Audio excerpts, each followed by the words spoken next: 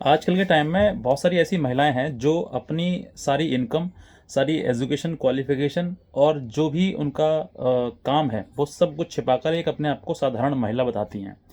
और वो महिलाएं जो हैं वो ये समझती हैं कि किसी प्रकार से इस हस्बैंड को टॉर्चर किया जाए, इससे मेंटेनेंस लिया जाए और सारी बातें छिपाकर वो एक मुकदमा फाइल करती हैं। लेकिन वो ये भूल जाती हैं कि मुकदमा अगर आपने बहुत सी चीज़ें छुपा कर किया है तो कहीं ना कहीं आगे चलकर आपको मेंटेनेंस नहीं मिल पाएगा।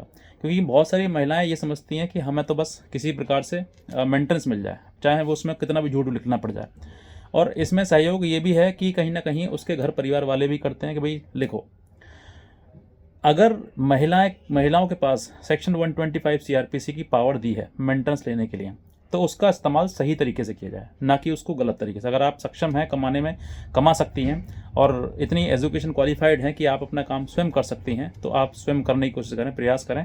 अन्यथा अगर आप किसी व्यक्ति के ऊपर झूठा मुकदमा दर्ज कर फाइल करके उससे अननेसरी हैरासमेंट करेंगे उसका, या फिर उसके ऊपर मुकदमा दर्ज करवा कर उसको परेशान करेंगे, तो परेशान ये नहीं है सिर्फ वही हो, परेशान आप भी होंगे और जीवन भर होंगे। क्योंकि कहीं ना कहीं इन सब चीज़ों की सुनवाई होती है लेकिन अंत में होती है।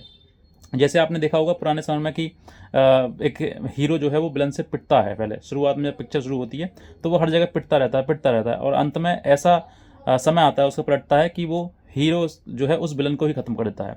तो ऐसी परेशानी है आज के टाइम में। अगर आपके ऊपर पत्नी ने आपके मुकदमे कर दिए हैं तो आप जो है, आप ये समझिए कि आप इस कहानी के हीरो हैं, लेकिन अभी शुरुआत में आपको पिटना ही है। और ये पिटना क्यों है? क्योंकि कहीं ना कहीं इस तरीके की जो कानूनी जो चीज़ें हैं उनका दुरुपयोग महिलाओं के द्वारा किया जा रहा है। ऐसी ही एक पिटीशन को सुनते हुए ऑनरेबल हाई कोर्ट ने जो है एक मेंटेनेंस के केस को डिसमिस कर दिया।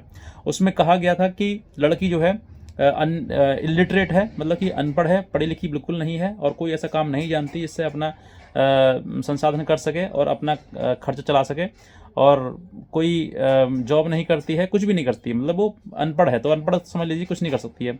और इसी बात को लिखते हुए ऑनरेबल लोअर कोर्ट ने जो है इसको अलाउ कर दिया 5,000 रुपये प्रति महीना के हिसाब से।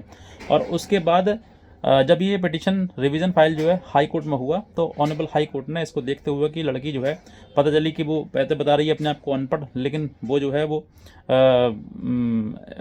ग्रेजुएट है और उसने एक डिप्लोमा भी किया हुआ है, जिसके आधार पर वो जॉब भी कर रही है और जिसमें कि 36,000 रुपये सैलरी नोएडा से वो पा रही है। और ऐसी चीज़ें को उसने जब देखा ऑनरेबल कोर्ट ने तो पता लगी कि बिल्कुल ये झूठ है और जिसने झूठ के आधार पर ही मुकदमा फाइल किया हुआ है। तो ऐसे मुकदमे को रिवीजन पिटीशन जो है अलाउ कर दिया और डिसमिस कर दिया उस मेंटेनेंस को, जो मेंटेनेंस 5,000 रुपये का अलाउ हुआ था।